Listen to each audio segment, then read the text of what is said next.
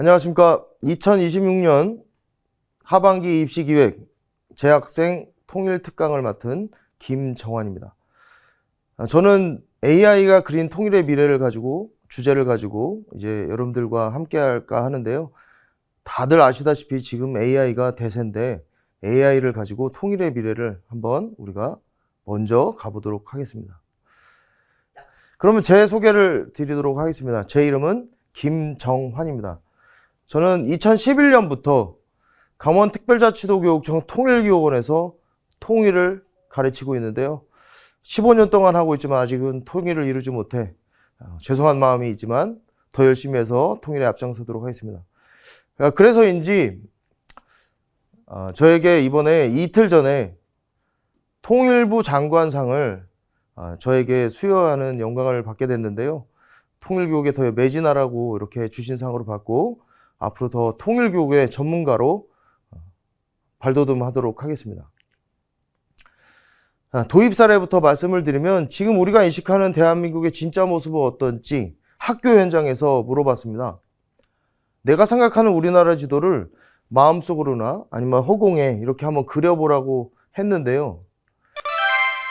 어느 초등학교 가서 제가 놀란 좀 일이 있었습니다. 1학년을 상대로 아직 통일교육을 받지 못한 우리 학생들에게 물어봤습니다.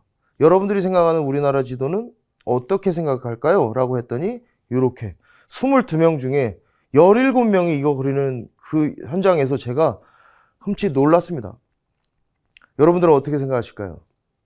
우리 학생들이 이 한반도를, 대한민국을 이렇게 생각하고 있다는 건 더 심각한데 계속 통일교육을 이루어지지 않고 통일이 생각을 하지 않는 가운데 얼마 전에 김정은 국무위원장이 두 국가를 내세웠습니다. 대한민국이라는 영토 나눠버렸다는 건 영원히 두 국가로 살겠다 이렇게 얘기를 하고 있는데 물론 여러 가지 숨은 사실은 있습니다. 체제가 불안하니까 그렇게 얘기한다는 얘기도 있지만 어쨌든 지금 두 국가를 표명했다는 건 우리에게 놀라울 일이지만 통일교육도 안 되고 두 국가로 이어지는 가운데 그럼 우리 아이들은 계속 섬나라, 반쪽짜리 나라로 생각하고 있을 거다. 저는 생각할 가운데서 통일교육에 더 매진해야 되겠구나라는 생각을 했습니다. 다시 이 문제로 돌아온다면 두 국가, 평화적 두 국가. 아시다시피 미국과 캐나다는 평화적 두 국가입니다. 언어도 같고 생김새도 비슷하죠. 싸우지 않습니다. 평화적 두 국가 살 수 있습니다. 학생들도 그렇게 생각합니다. 두 국가 그렇게 살도 된다고. 그러나 이 단어 때문에 두 국가로 살 수는 없습니다. 우리는 평화적 두 국가가 아닌 적대적 두 국가로 산다면 적으로 사는데 얼마나 더 평화롭고 살겠습니까? 그래서 통일을 더 이루어야 된다고 저는 얘기하면서 그래서 많은 이제 학교 교육을 통해 통일 교육을 통해 많은 학생들이 헌법적인 얘기를 가지고 대한민국은 이 전체가 다 대한민국이라는 거를 이미 이제 알고 있으면서 제가 강원특별자치도에서 통일교육을 하다 보니까 강원도 학생들을 많이 만납니다. 그 학생들에게 물어봅니다. 통일한국 지도를 봤을 때 여러분들 통일한국 지도를 봤을 때 여기에 통일을 이루어야 될 우리의 이유가 있다고 답이 있다고 저는 얘기를 했을 때 학생들이 항상 대답하는 건 나라가 하나가 되어 뭐 유라시아 열차를 통해서 중국을 통해 유럽을 갈 수 있어요. 이렇게 많이 대답을 합니다. 통상적인 우리 통일교육의 대답이죠. 근데 저는 이 지도를 보면서 준비했을 때도 저도 깜짝 놀란 건 뭐냐? 이렇게 질문합니다. 통일한국 지도에서 가장 넓은 도는 어디입니까? 라고 물어봤을 때 학생들이 바로 강원도라고 대답하죠. 가장 넓습니다. 보시다시피. 강원도가 가장 넓고 영토도 넓지만 서울 인구가 1위입니다. 그리고 평양이 2위, 3위가 부산이나 강원도라고 AI는 얘기하고 있습니다. 나중에 통일 후에는요. 그렇다면 학생들에게 또 하나의 질문을 합니다. 서울이냐 평양이냐. 통일 후에는 여러분들이 생각하는 수도는 어디가 됐으면 좋을까요? 라고 했을 때 우리 학생들은 다 서울이라고 얘기를 합니다. 반대로 북한 사람들에게 물어보면 어디라고 대답을 할까요? 통일 후에 수도를 가지고도 이렇게 또 분쟁이 있을 거라는 저는 생각이 들면서, 그렇다면 제3의 도시가 수도가 된다면 어디가 됐으면 좋을까라고 얘기할 때 강원 특별자치도, 위에는 강원도지만 통일되면 특별한 특별자치도로 이렇게 다 하나가 돼서 거기에 새로운 수도가 생긴다면 남북이 분쟁이 덜 하지 않을까라는 생각으로 저희는 전파하고 있고, 이 사진을 본 순간 학생들은 눈빛이 초롱초롱해지는 것을 볼 수 있습니다. 우리 문제니까, 우리의 이익이니까 학생들에게 그렇게 다가가신다면 어떨까라는 생각을 해보면서, 이제 AI에게 직접 우리의 미래를 묻는다면 어떻게 할지 알아봤을 때 분단 비운영이냐 통일 편익이냐, 이 문제를 가지고도 AI는 답을 해줄 수 있고요. 우리의 성장 시나리오도 얘기해 줍니다. 한계를 돌파하는 우리의 성장도 얘기해 주고요. 보시다시피 실크로드, 유라시아를 넘어 세계의 발판이 되는 그런 미래를 AI는 열어주고 있습니다. 그런데 이번에는 특별히 철원편을 가지고 AI가 그린 통일의 미래를 예측해 보고자 하는데요. 작은 통일의 의미지만 우리가 더 쉽게 다가갈 수 있을 거라 생각해서 준비해 봤으니까 함께 해주셨으면 감사하겠습니다. 첫 번째 철원편에서 첫 번째 갈 곳은 제2땅굴입니다. 가보신 분들도 있겠지만 제2땅굴을 편집을 잠깐 했는데요. 함께 시청해 주시면 감사하겠습니다. 제2땅굴은 북한군이 남한을 침략하기 위해 파놓은 땅굴로 1975년 3월 24일 발견되었다. 제2땅굴은 지하 50에서 160m 지점에 있고 총 길이 3.5km, 남쪽으로 1.1km, 북쪽으로 2.4km. 그중 견학할 수 있는 거리는 500m이다. 땅굴 내부에는 대규모 병력이 모일 수 있는 광장이 있고 출구는 3개로 갈라져 있다. 이 땅굴을 이용하면 1시간에 약 3만 명의 무장병력이 이동할 수 있었다. 지금 말씀 나온 대로 3만 명의 무장 병력이 이동할 수 있었다. 15,000명에서 3만 명, 1시간 만에. 만약에 그 인원이 침투한다면 전쟁은 1시간 만에 끝날 수 있는 그런 무시무시한 땅굴. 이 땅굴을 전쟁용으로 쓰실 건지 아니면 이렇게 탈바꿈할 건지, 나중에 통일 후에는 많은 건축가들, 우리 미래 건축가들이 이렇게 탈바꿈할 수 있는 공간으로 바꿔줄 거다. AI는 그리고 있습니다. 멋진 자동차들과 하이퍼투브 기차, 그리고 도로까지 이런 멋진 공간으로 탈바꿈할 수 있다. AI는 그리고 있고 우리는 분명히 그렇게 될 수 있다고 저는 믿습니다. 자, 이번에 가보실 공간은 철원 평화전망대입니다. 북한을 바라볼 수 있는데요. 아직 못 가보셨다면 영상으로 먼저 만나보시겠습니다. 세계에서 유일하게 우리만 가볼 수 없는 북한 지역 비무장지대, 평강고원, 북한마을, 북한 초소, 북한 군인과 주민들도 볼 수 있다. 넓게 펼쳐져 있는 북한을 바라보며 언젠가는 철책선을 거두어내고 서로 자유롭게 오가는 그날을 바라야겠습니다. 지금 보신 공간들이 비무장지대, 그리고 요 밑에는 남방 한계선, 이 4km 넘어가 북방 한계선이지만 예전에 4km인데 비무장지대가 지금은 2km로 줄었다, 이런 얘기가 있습니다. 그래서 그 사이에 비무장지대를 지금 보실 수가 있습니다.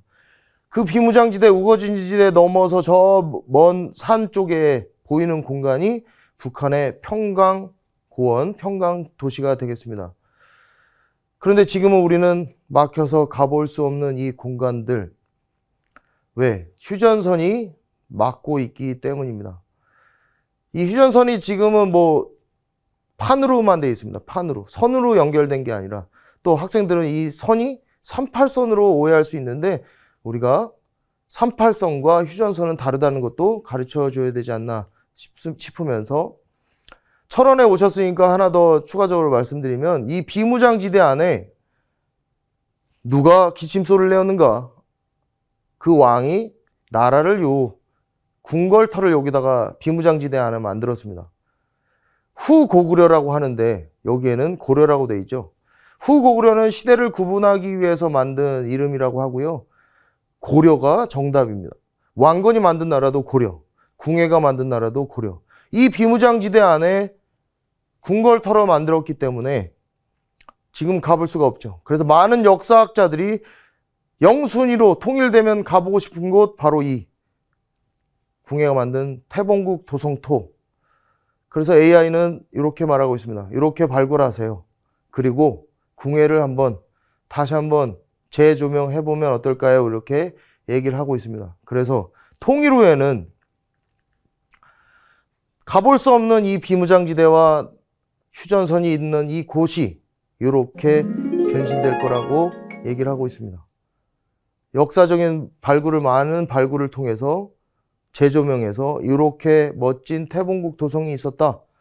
그리고 그 뒤에는 우리가 여기도 관광지도 하겠지만 그 뒤에는 들판만 있던 이 공간들이 멋진 도시로 탈바꿈되는 그런 공간들로 펼쳐질 거다. 우리는 AI와 함께 그려볼 수 있습니다. 이번에 특별한 장소로 함께 가보실 건데요. 많은 분들이 올 수가 없습니다. 왜 그러냐면 민간이 통제구역 안에 있기 때문입니다. 절차를 밟아서 들어오기 때문에 많은 분들이 볼 수 없어서 제가 영상으로 한번 준비해 봤는데요. 특별한 곳이니만큼 눈을 크게 뜨시고 봐주셨으면 감사하겠습니다. 철도는 더 이상 달릴 수 없게 됐죠.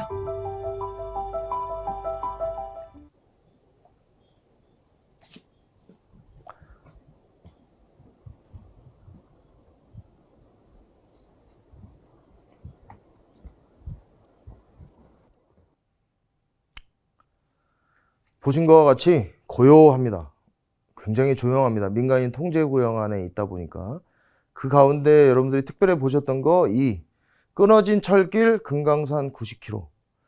예전에는 일제 강점기 시절 때 기차를 타고 여기서부터 90km만 가면 금강산을 눈으로 담을 수가 있었습니다. 그런데 지금 보시는 것과 같이 끊어져서 더 이상 갈 수 없는 우리 분단의 현실을 보여주는 달인데요. 그 다리에 앞서 역사적인 사실을 좀 더 하나 말씀드리고자 하자면 조선시대 그때도 금강산이 얼마나 멋있었는지 많은 분들이 갔었고 화가들도 갔었다고 합니다. 조선시대 때도 금강산을 가려면 이 길목으로 갔어야 되기 때문에 가다가 어느 화가가, 유명한 화가입니다. 어느 화가가 이곳을 가다가 굉장히 멋있는데 그림을 그려야겠군 해서 바로 여러분들이 우리가 지금 보이는 이 시선으로 하나의 화폭을 담았는데요. 그 화폭의 이름이 함께 보시기 할까요? 네. 겸재정선. 겸재정선님이 그리신 이 그림의 이름은 정자연입니다. 네. 그림 보시는 바와 같이 똑같죠? 조선시대 때도 금강산을 보러 갔을 거고 가다 보니 이곳을 또 이렇게 그렸다는 걸 참고로 또 소개를 해드렸고요. 그 이후에 조선시대 끝나고 나서 우리는 일제강점기 시절을 지냈습니다. 그때 당시에는 이렇게 이 기찻길로 이런 기차, 실제 기차입니다. 이 기차가 이렇게 달렸는데 최초에는 지금의 북한 지역의 창도 지역, 거기에 있는 그 철을 전쟁용으로 쓰기 위해서 본국으로 가져가려고 이 기찻길을 만들었고 이 기찻길을 만든 후에 일본이 금강산이 멋있다는 얘기를 듣고 더 연장을 해서 철원역, 지금은 뭐 여기에 나오지 않지만 철원역에서 내금강역까지 116.9km를 연장을 해서 금강산을 관광을 다녔습니다. 4시간 반, 이 기차로 4시간 반을 달렸다고 하고요. 하루에 7, 8회 운행했다고 하고 그때 당시 요금이 놀라지 마십시오. 7원 56전. 그때 당시 돈이고요. 지금 돈으로 환산하면 한 명이 20만 원을 들여야 금강산을 눈으로 담을 수 있었다고 합니다. 얼마나 금강산이 멋있길래 일제강점기에 우리 부모님을 효도관광을 시켜드렸어야 되나. 더 심한 말로는 부모님을 효도관광을 안 보내드리는 자식들은 불효자식이다 이렇게 손가락질 당했다고 할 정도로 금강산이 얼마나 멋있길래. 그러나 우리는 지금 끊어져서 갈 수 없는 우리의 현실. 그러나 통일 후에는 저는 이어져서 갈 수 있다. 더 빨리 갈 수 있다. 4시간 반이 아니라 10분 만에 갈 수 있는 그런 날이 올 거다. 저는 믿어 의심치 않습니다. 꼭 이런 날로 우리 금강산을 꼭 가봤으면 좋겠습니다. 다음 장소는 이곳입니다. 서울에서 원산을 향해 달리던 경원선 기차가 잠시 쉬어갔던 월정리역. 비무장지대의 남쪽 한계선에 가장 가까이 있는 기차역입니다. 이곳에서 마지막 기적을 올렸던 기차는 6.25 전쟁 당시 멈추었고 이제는 한국의 분단 역사의 상징물이 되었습니다.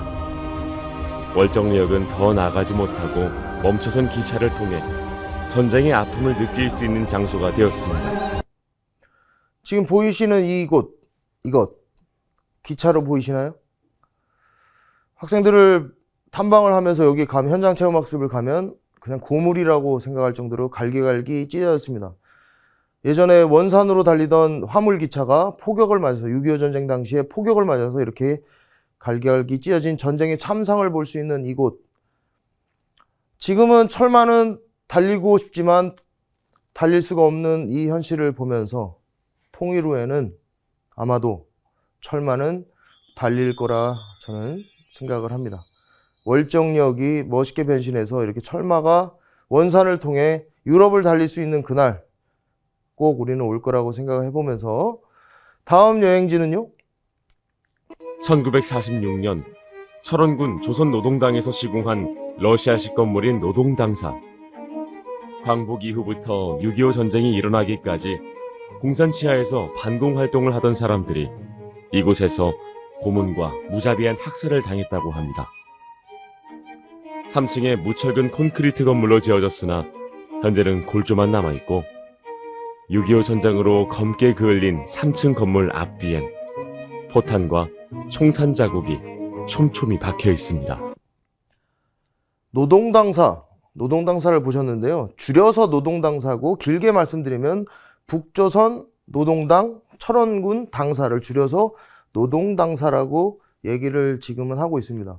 이 노동당사의 이 모습이 여기가 북한 주민들이 살았던 곳이라는 것을 보여주는 양식인데요. 이 건물을 건축하신 분이 황해도 해주에 지금은 박물관으로 바뀌었지만 똑같은 비슷하게 생긴 건축물을 거기다가 만드셨다는 건 황해도 해주에도 그런 건물이 있고 철원에도 이 건물이 있다는 건 그때 당시에 북한 주민들이 이곳에서 생활하고 있었다는 걸 보여주는 건물입니다. 지금 뒤편을 보시고 계시는데 무철근 콘크리트 양식인데 이것은 너무 오래돼서 이렇게 지금 보수해 놓은 것이니까 오해 없으시기 바라고. 무철근 콘크리트 양식, 소련 양식입니다.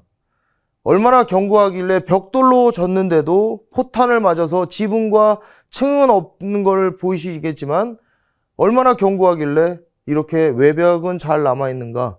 소련식 건축 양식이 얼마나 더 견고한다는 걸 볼 수 있고, 이 노동당사는 서태지 씨 많이 아실 겁니다. 저희 세대들은 많이 알고 있는데요. 요즘 학생들은 잘 모르지만 서태지 씨가 뮤직비디오를 이곳에서 찍으면서 이 노동당사 유명해졌고 철원 안보관광이 유명해졌다는 얘기가 전해져 오고 있습니다. 이 노동당사, 이 보시는 것과 같이 전쟁의 참상 구멍 숭숭 뚫리고 있는데요. 이 건물, 이 주변 마을 포천, 기마, 철원 일대를 관장하기 위해서 이 건물을 만들었다고 하고요. 그러면서 북한 주민들 중에 공산당을 반대하는 분들을 고문하기 위해서 또 이 건물도 이용했다고 합니다. 이 가운데에 보시는 이 밑에 지하에서 고문을 하다가 돌아가신 분들은 이 뒤쪽에 보이시는 이게 무궁화동산이라고 지금 하는데요. 여기가 지금 이곳에다가 이렇게 매장을 했다. 얼마나 많은 분들이 돌아가셨기에 비가 많이 오는 날에 손톱이나 머리카락 등이 둥둥 떠다녔을 정도라고 이렇게 알려져 있습니다. 그래서 이 많은 이곳에 있는 철원 주민분들은 이 건물만 봐도 내 친척, 내 가족이 고문당하고 핍박당했던 이 공간을 없애달라고 요청합니다. 그런데 우리는 이렇게 말씀드립니다. 우리 후손들에게 전쟁과 통일을 알려주기 위해서 여러분들이 한 번 더 생각해 주시고 우리는 이런 공간으로 만들 거라고 약속을 드려야 하지 않나. 그분들의 아픔을 달래기 위해서, 또 우리의 역사를 알리기 위해서, 통일을 알리기 위해서 평화통일박물관으로 멋지게 재건축하는 그날을 생각해 봤으면 좋겠습니다. 지금 이 보이시는 곳 다리죠.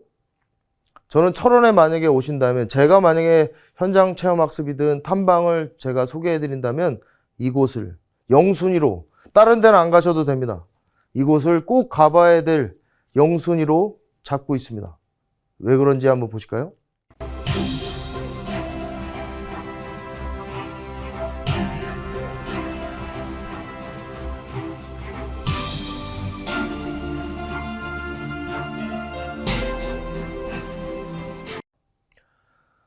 보시는 바대로 이름은 승일교입니다.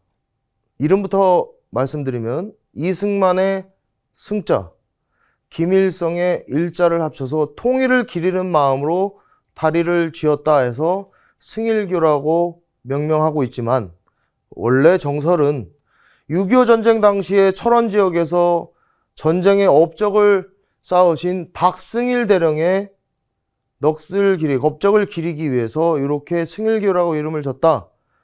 왜 그러냐면 이 가까운 포천 지역에 근홍교라고 있습니다. 근홍교도 장군의 이름을 따서 졌기 때문에 아마 이것도 승일교, 박승일 대령의 이름을 땄다. 이렇게 알려져 있는 게 정설이지만 두 가지 다 알고 계셔도 상관은 없습니다. 길이는 120m, 높이는 35m, 폭은 8m.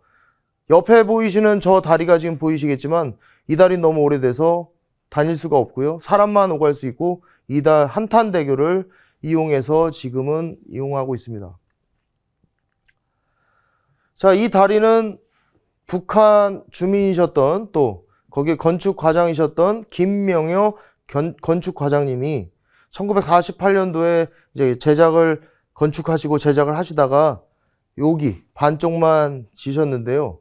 왜 여기가 북쪽이 지었냐는 걸 보여주자면, 노동당사의 정문의 위에 보면 창문 모양이 이렇게 동글동글한 게 똑같습니다.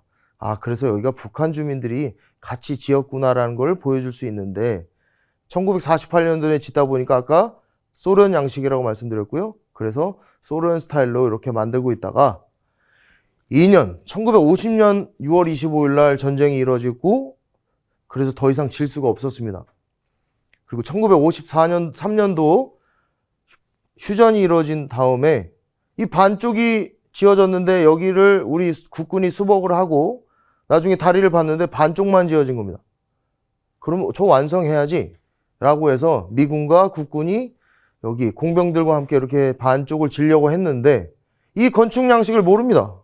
그러다 보니까 그냥 우리 마음대로 짓자 해서 미국 스타일로 만들게 돼서 건축 하나의 다리지만 모양이 다릅니다. 제가 왜 여기를 영순위로 담느냐? 우리 분단의 현실을 가장 잘 보여주는 다리, 승일교. 휴전선을 기준으로 건축 양식이 다른 것처럼 우리의 생활 양식, 언어 양식, 모든 것들이 달라져 있는 우리의 모습을 보여주지 않나. 그러면 이 다리를 이렇게 설명했을 때 많은 분들이 공감할 수 있는 공간이기에 저는 영순위를 잡고 있고 이곳을 꼭 가보시길 바랍니다. 이곳은 민간인 통제구역도 아니고요. 사람이 자유롭게 오가는 그곳입니다. 그래서 이 곳은 예전 사진인데 AI로 만들었습니다. 예전 사진을 예전에 이렇게 달렸다는 걸 볼 수 있는데, 통일 후에는 승일교가 아닌 승일대교, 멋진 하나의 건축 양식, 남북 합작 건축 양식을 통해서 서울과 평양과 한반도, 대한민국 전체를 갈 수 있는 그런 날을 우리는 꿈꿔야겠습니다. 이번에 가보실 우리의 탐방지는 바로 백마죠. 백마고지를 가보실 건데요. 이 작은 고지에 발사된 약 27만 발의 피하간 포격으로 산이 본래의 모습을 잃고 흙먼지와 재로 뒤덮여 그 모습이 마치 백마가 누워있는 형상과 같다 하여 백마고지로 불리게 되었다. 자, 백마고지를 확대한 모습입니다. 이쁘죠? 눈 동그랗게 뜨시고 계속 보셔야 됩니다. 힘드시겠지만, 왜냐하면 공짜로 지금 철원 여행을 저랑 다니시는 거니까 또 이런 설명을 듣기는 좀 어렵지 않을까라는 감히 말씀드리면서 중간에 한번 끌어봤습니다. 백마고지. 이 백마고지는 395m의 높이의 작은 야산입니다. 이 산을 지키기 위해서 6.25 전쟁 당시에 27만 5천 발이라는 포탄을 투하합니다. 그렇게 되면 지금 이 녹색 우거진 이 나무들이 다 탔겠죠.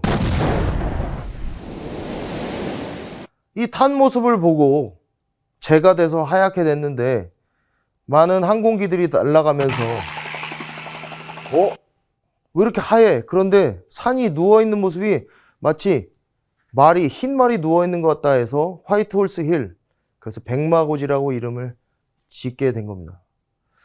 백마고지의 의미는 굉장히 중요한 의미를 갖고 있는데요.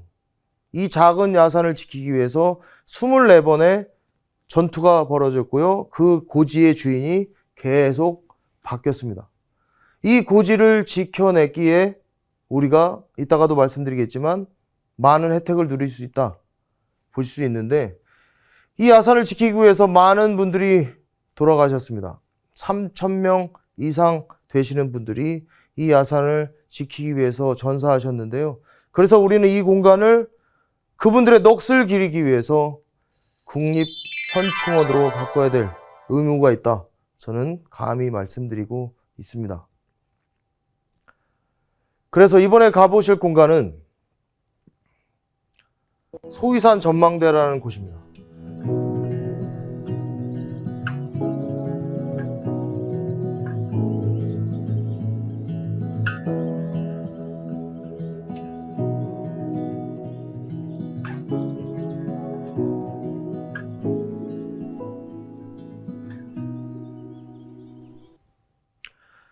철원 평야와 북한 지역을 한꺼번에 볼 수 있는 소위산 전망대라고 합니다. 철원 소위산 전망대. 물론 철원 평화 전망대에서도 보실 수가 있지만 이곳에서는 더 광활한 철원 평야를 보실 수 있는 그런 공간이라 한번 가져와 봤는데요. 더 의미 있는 거, 아까 말씀드린 백마고지에서 전투를 벌여 이 경계를 지켜냈기에 지금 우리가 이 철원 평야를 가질 수 있었고, 이 제일 맛있는 쌀이라고 하는, 저는 지금 이 쌀을 먹고 있는데요. 저는 다른 쌀을 먹을 수가 없을 정도로 철원 오대쌀 굉장히 맛있습니다. 뭐 홍보하자 그런 건 아니지만 오해하지 마시고요. 근데 철원 오대쌀 나중에 드셔보시면 맛있겠지만, 이 철원 오대쌀이 이 철원 평야에서 나고 있고요. 이 백마고지를 지켜서 저희가 지금 이 쌀을 먹고 있습니다. 많은 뉴스에서 접하실 겁니다. 북한 주민들은 굶고 있는 분들도 있다. 그래서 우리는 어서 빨리 통일을 이루어서 우리만 철원 오대쌀, 비옥한 땅에서 벌어지는 이 철원 오대쌀을 우리만 먹어야 될 것이 아니라 철원 통일평야에서 선진 농업 기술을 통해서 더 많은 분들이 함께하는, 공짜로 주자는 말이 아닙니다. 당당하게 통일을 이루어서 북한 주민들도 우리 주민들도 국민들도 당당하게 사먹는, 철원 평야에서 나오는 철원 오대쌀을 사먹는 그런 날이 오고자 저는 외치고 있습니다. 통일을. 그래서 우리의 통일은 발달하는 걸 AI가 보여주고 있다는 거 말씀을 드리면서, 그러나 학생들은 또 묻습니다. 선생님, 밝은 건 알겠습니다. 그런데 어두운 부분도 있지 않을까요? 이런 질문을 하는 학생들도 있었고요. 제가 그때 뒤통수를 한 대 얻어맞는 그런 기분이었습니다. 그러네. 왜 우리는 밝은 것만 보여줄까? 물론 어두운 점도 있다라는 걸 보여주면서 우리가 극복해야 된다는 걸 가르쳐야 되겠구나라는 또 생각을 한번 해보면서, 많은 강조하지는 않지만 그 학생들, 또 그런 궁금증이 있는 학생들을 위해서 얘기를 해주고 있는데요. 우리 통일의 미래는 밝고 우리는 나가야 되겠지만, 전 세계적으로 지금 인공지능 전쟁, 실제로 전쟁, 무역 전쟁, 자원 전쟁 등등등 우리는 급변하는 정세 속에 살고 있습니다. 그렇다면 우리의 한반도의 미래는 어떨지, 통일을 이루지 않아서 갈등과 분열을 통해 쇠퇴의 길을 갈 것인지, 이것이 아니라 화해와 통일을 통해 번영의 길을 갈 것인지 우리에게 달려있다고 얘기하면서 통일한국의 꿈을 펼쳐주고 있는데, 통일한국의 미래에 또 이런 어두운 부분도 있다라고 얘기하면서 통일을 반대할지 모르겠지만 우리가 다시 한번 생각해 본다면 독일은 우리보다 통일을 먼저 이뤘습니다. 그 가운데 많은 어려운 점도 있었고 지금도 극복하지 못할 일들이 있다고 하는데, 서독이 동독을 국민들을 도와준다고 통일세를 내면서 함께 성장했지만 지금도 어려운 가운데 있는 가운데 격차가 25%의 격차가 있다고 하고, 동독 주민들이 우리는 2등 시민이다 라고 얘기할 정도로 이런 격차를 가지고 있다고 합니다. 그럼 우리는 이제 알았습니다. 격차도 있고 어려움도 알았습니다. 그렇다면 우리는 통일을 어떻게 준비해야 되나? 북한이 이미 작년 뉴스입니다. 개인 번호판을 가지고 개인 자동차를 가질 수 있다, 이렇게 지금 알려져 있습니다. 그리고 아파트도 지금 갖는 게 꿈이라고 할 정도로 우리랑 똑같습니다. 그렇다면 수준이 우리랑 똑같아지는 가운데 먼저 저는 이렇게 생각합니다. 전쟁을 먼저 끝냅시다. 그리고 수준을 맞춰놓은 다음에 통일이 되는 그날 우리가 성장할 수 있는 원동력은 얼마나 더 클지, 우리 통일한국의 미래는 얼마나 더 밝은지, 어두운 부분도 있지만 더 미래는 밝다라는 걸 강조할 수 있다는 점입니다. 그러나 통일의 걸림돌은 분명히 있습니다. 국내 문제이기도 하지만 국제 문제이기도 한 우리 통일의 문제. 내국가를 얘기를 했지만 이런 많은 강대국들이 우리 통일을 바라고 있는지 저는 한번 생각을 해봤습니다. 자기네들의 이익 때문에 우리 통일의 걸림돌은 되고 있지 않은지, 이런 생각하는 가운데 얼마 전에 중국과 미국이 정상회담을 했는데 제가 거기서 흠칫 놀란 부분이 있었습니다. 정상회담을 마치고 트럼프 대통령이 한 뉴스 채널과 인터뷰를 했는데요. 그 가운데 이런 얘기를 했습니다. 대만 문제, 우리는 안 움직일 건데요. 먼 그곳까지 가서 왜 우리가 그것을 해줘야 되는지 잘 모르겠습니다라는 인터뷰를 하고, 저는 어떤 생각이 들었냐.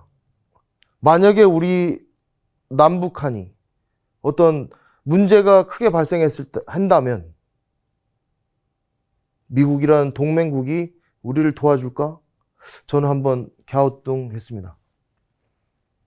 중국은 어떨까? 일본은 어떨까? 러시아는 어떨까?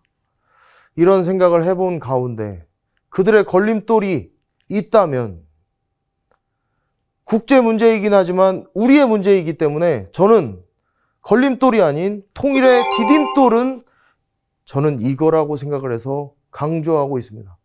통일의 디딤돌을 공개하겠습니다. 통일민족운동. 우리 민족은 어떤 민족입니까? 이런 말씀 많이 들어봤을 겁니다. 우리 민족이 어떤 민족인지 제가 얘기하는 것보다 영상으로 함께 보시면 더 공감이 있을 것 같아서 영상으로 한번 준비해 봤는데요. 다 왔으니까 이제 다시 한 번 더 집중해서 봐주셨으면 감사하겠습니다. 나의 순간 맹세하나니 내 조국 위하는 우리의 열정, 우리 여기 모여 함께 나눈 순간 결코 져버리지 않으리. 돼지로 내리는 이 햇살처럼 나무를 흔드는 이 바람처럼 너와 나의 약속 우리 가슴 속에 영원토록 기억되리.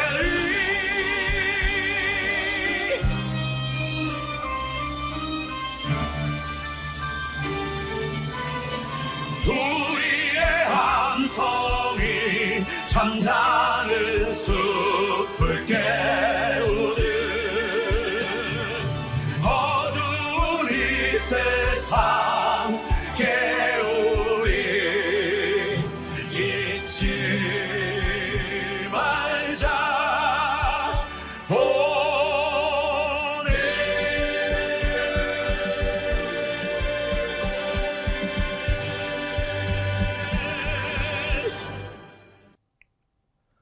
우리는 어떤 민족이었습니까? 여러 어려움이 있었습니다. 그런데 다 극복해냈습니다. 마지막에 나온 영상은 이해를 돕기 위한 영상이니까 오해 없으시기 바라고요. 우리 민족이 어떤 민족이라는 걸 보여주기 위해서 영상을 제가 직접 제작을 한 건데요. 통일민족운동, 국제 문제이긴 하지만 국내로 돌아왔을 때 우리 문제인 만큼 서울에서 우리 국민들이 나와 통일을 외치고 함께 평양 김일성 광장에서 통일을 외친다면, 국민의힘이 합쳐진다면 통일이 안 이루어지겠습니까? 여러분, 저는 우리가 통일의 주체가 돼서 이루어져야 된다고 생각을 하면서 우리 하나 되는 미래를 열어야 된다고 주장하는 바이고, 숫자를 넘어 우리의 삶이 된 통일을 다시 한번 생각해 보시고, 우리의 분단된 역사의 가운데, 일 가운데 디스카운트, 그것을 해소하고, 통일은 언제쯤 될까 계속 바라만 볼 것이 아니라, 인식의 전환을 통해서 과거를 돌아가는 것이 아니라 미래로의 업그레이드된 AI가 보여주고 실제로 이뤄질 미래로의 업그레이드될 통일의 미래를 여는 교육이 되고 또 하나가 되는 한반도가 되는 그날을 생각해보자 강의를 준비했고, 긴 강의 또 부족할 수 있지만 그 강의를 들어주셔서 경청해 주셔서 대단히 고맙습니다.